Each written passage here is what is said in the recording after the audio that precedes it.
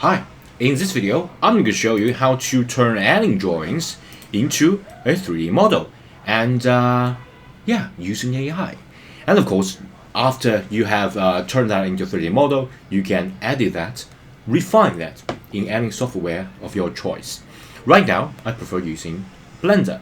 It's an open source software. As you guys can see, I just turned this to this. Hello, it's William Jeremy's channel.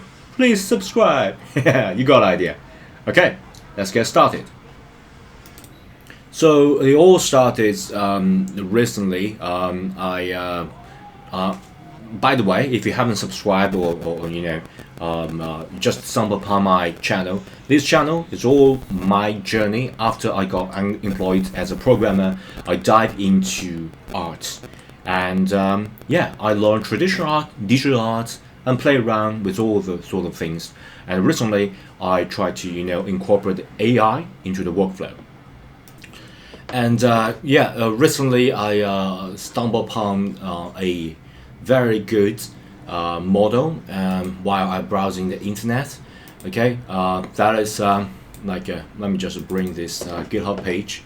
Okay, called the TripoSR, and it's brought by like a vast AI research, and I think it's kind of a collaboratively developed by Triple AI and the Stability AI.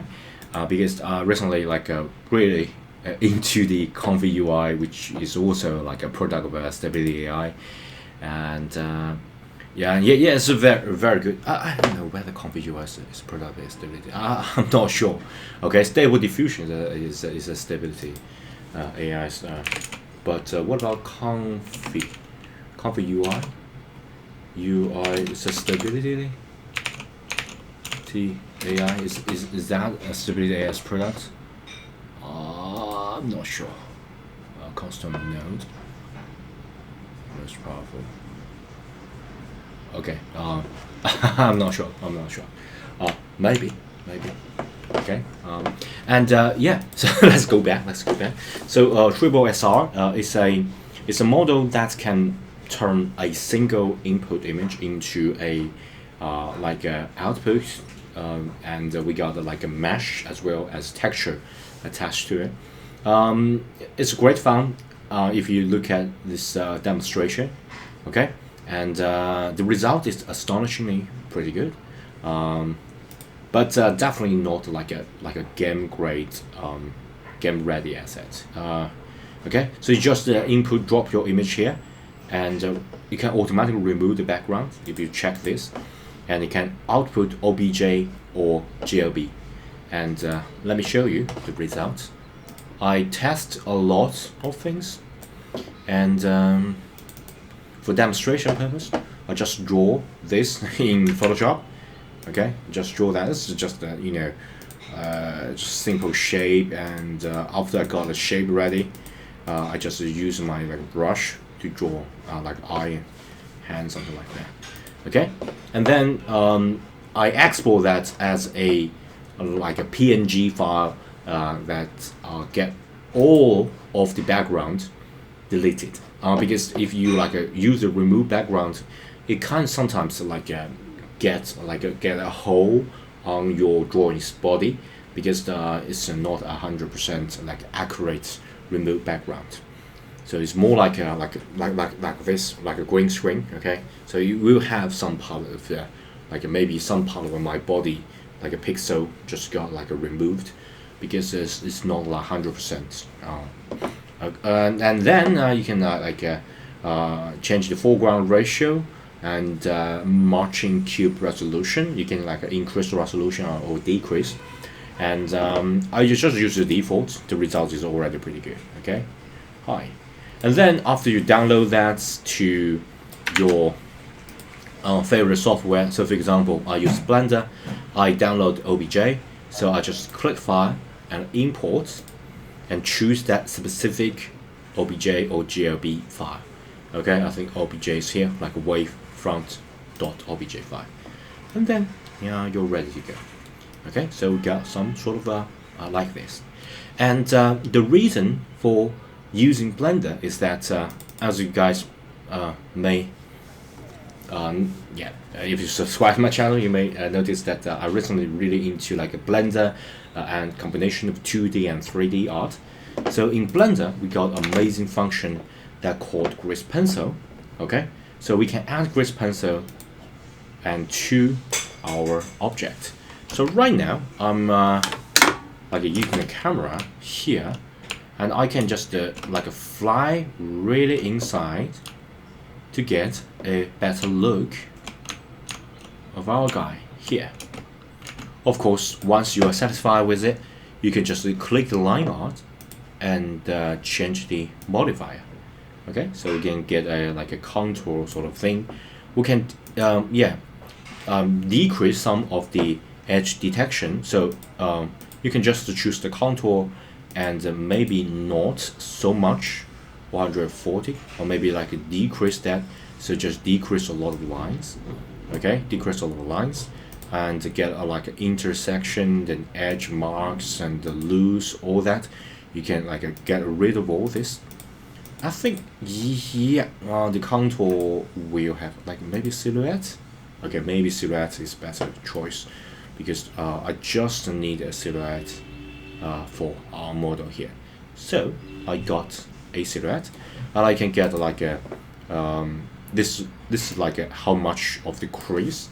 So the angle that you can use angle to decrease to make the decision of whether there's a crease, and then you need to draw a line. Okay, so you can use 180. That will be like everything that as long as like a bend it a little bit, as long as like a smaller than 180 is a crease. So you need to like draw a line here. I already show you guys in my Grease Pencil tutorial, so I'm not going too deep into this. If you just don't want to like watch that whole series, you just need to quickly go through all that. Okay, right now I think it's already working pretty good, and I'm going to leave it here. Of course, this method can be batch applied. You can even like build your own workflow. Like recently I used Comfy UI a lot, so you can incorporate this method into like the completely workflow of Comfy UI, and you can batch generate a lot of assets. And this asset, even though it's not game ready, it's not like art ready, but still if you like using a very simple thing here, and you increase the line thickness, something like that, you can sort of use this as a like a quick background. Okay, so for example, I got like 1,000 rabbits behind, and they're all like animated a little bit.